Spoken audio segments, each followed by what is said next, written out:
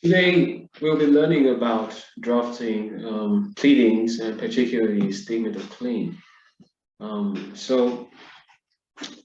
Drafting your statement of claim, you see that the statement of claim is divided into three parts. We have the introductory averments, which are also referred to as the matters of inducement. Then we have the main body and we have the reliefs. So these are the three parts of a statement of claim. So of course, in your draft, you would always begin with the heading of the court. In the example we have on the screen, we're in the High Court of the FCT, in the Abuja Judicial Division and holding at Abuja. And then of course, to the right corner, you insert their suit number. And then you have the parties stated, the claimant and the defendant. Here we have an individual, Kayuba Ada, as the claimant, and a company, Agricultural Bank PLC, as the defendant. And then you have the heading of the draft statement of claim.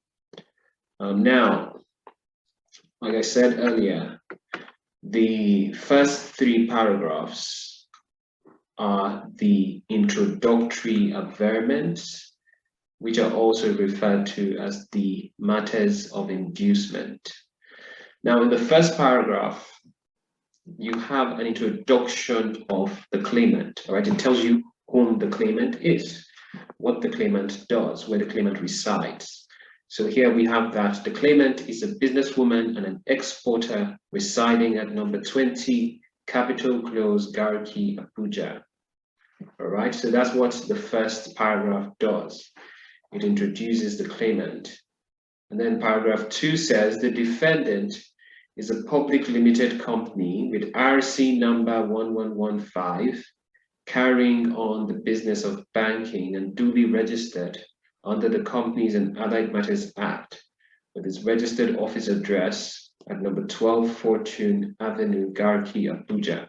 So the second paragraph introduces you to the defendant. And of course, here you can see how we make that introduction when it's a corporate entity that we are introducing, all right? You state what type of company it is, the hypothetical RC number, that's the registered certificate number, because in an exam question, you typically won't be provided that sort of detail, but you have to indicate, and because you know that companies have a registered certificate number, and then you mention that it's registered under KAMA and where it has its registered address, all right? So that's how you introduce the defendant in the second paragraph.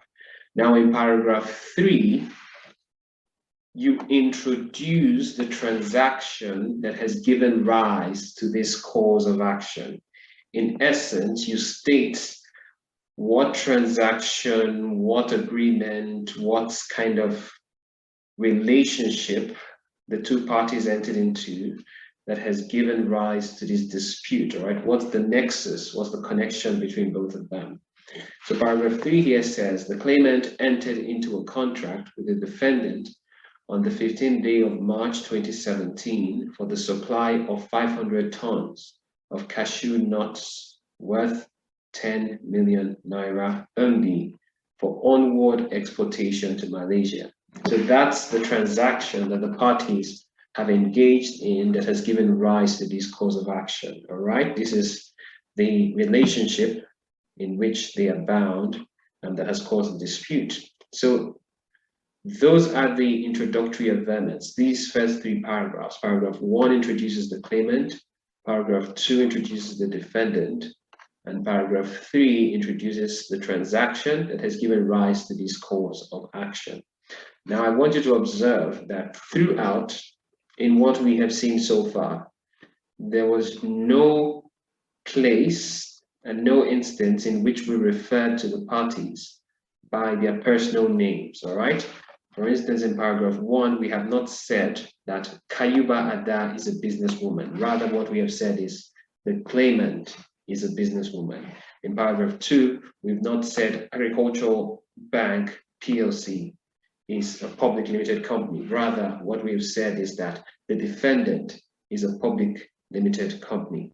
And that's because in drafting our pleadings, we are always careful to refer to the parties only by their designations in the suit and not by their personal titles. So we don't say Kayuba Ada or Agricultural Bank PLC, rather we say claimant and defendant, all right? Throughout the entire draft of your pleadings, you don't refer to the parties by their personal names, only by their designations on the suit.